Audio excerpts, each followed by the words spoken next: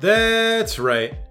Back at it again, Full Custom Hot Dog here, and we're doing another Blu-Ray review. That's right, baby. We're going to be talking about All-American Murder from 1991, directed by Anson Williams, who many of you might know a little bit better as having played Potsy on Happy Days. This was his first feature-length film.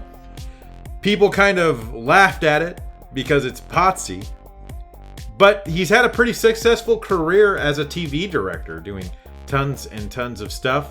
Fairly accomplished, good for him, just constantly kicking cheeks and crushing it. Let's talk about this release from Vinegar Syndrome. And according to the back of the box, newly scanned and restored in 2K from its 35mm interpositive. Commentary track with Hysteria Continues. Pretty good commentary. I've talked about them before because they've done quite a few Vinegar Syndrome releases, and I like them on them. I think they're great. They do their homework. They really try to dig in and give you a little bit of something. They're not just trying to have fun and be silly about this movie. They're taking it very seriously and telling you some really fun tidbits that sometimes I wonder how they get them. I'm curious. There's also an interview with Charlie Schlatter, who played the lead, and that was pretty fun to hear him tell his walk-in stories. There's also one with the cinematographer Jeffrey Schaaf. Both of these guys have some interesting stories to tell, especially about this movie. This movie kind of sounds like it could have been something bigger. And I like what we have, but it's because what we have is such an odd film. They talk about how originally Ken Russell was slated to direct, Don Johnson was going to be in it, Jeff Goldblum was potentially in it, Jennifer Aniston had auditioned at one point. So it sounds like this could have been a potentially very different movie, especially with Ken Russell helming.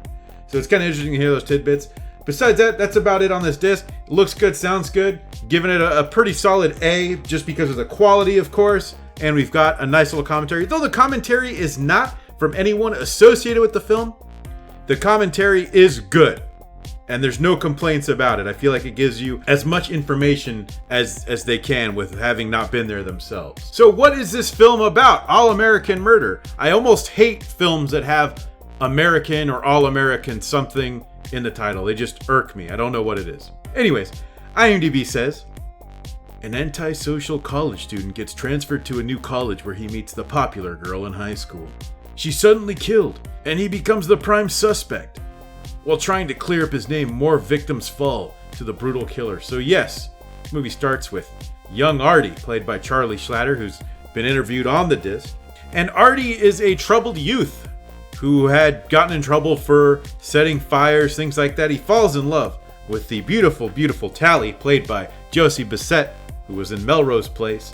And Josie's character, during their romance, becomes inflamed. I want to say inflamed, but she's lit.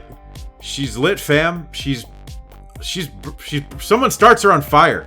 Okay? And Artie is the prime suspect. And then you have Detective P.J. Decker. Eccentric, of course, played by Walken. Maybe at one of his most Walken roles, as the writing in this film is very, very snappy. Everyone has a witty line.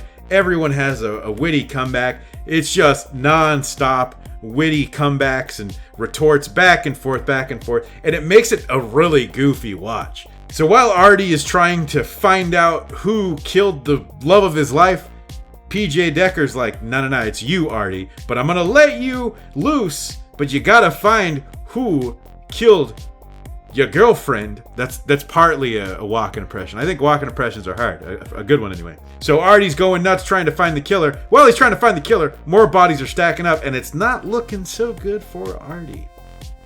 This movie has a very weird vibe. According to the Hysteria Continues, they kind of were reading a lot of reviews and things.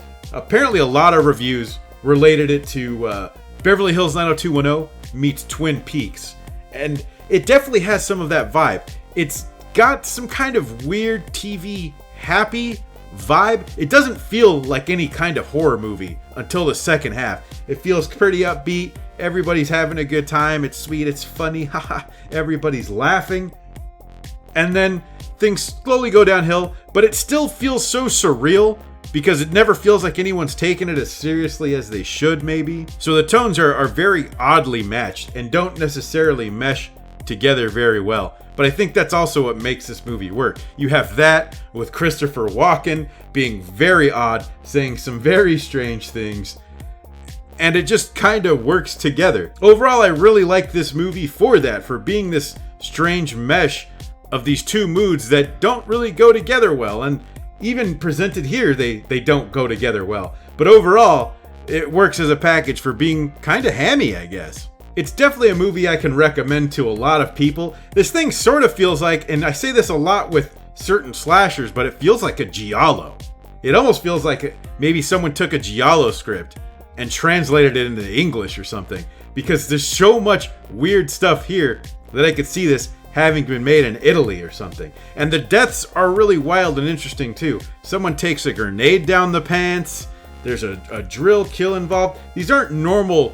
There is a normal stabbing, but they're a little bit more creative than your standard murder mystery movie. They just are a little bit more interesting to me, where it almost feels it's that combined with everything being so surreal. Walken's character being practically from outer space, it just feels like something that's kind of foreign. It feels like a giallo. And so I like that vibe. If you haven't caught what I kind of talk about, I do like a lot of movies that are fairly ridiculous, and this movie fits that bill entirely. This is a movie that should be fun on rewatches, I think, and hopefully you check it out. The ending's a little ridiculous, but that's okay. This is a fairly ridiculous movie. If you've seen it, of course, let me know what you think in the comments. I'm always curious.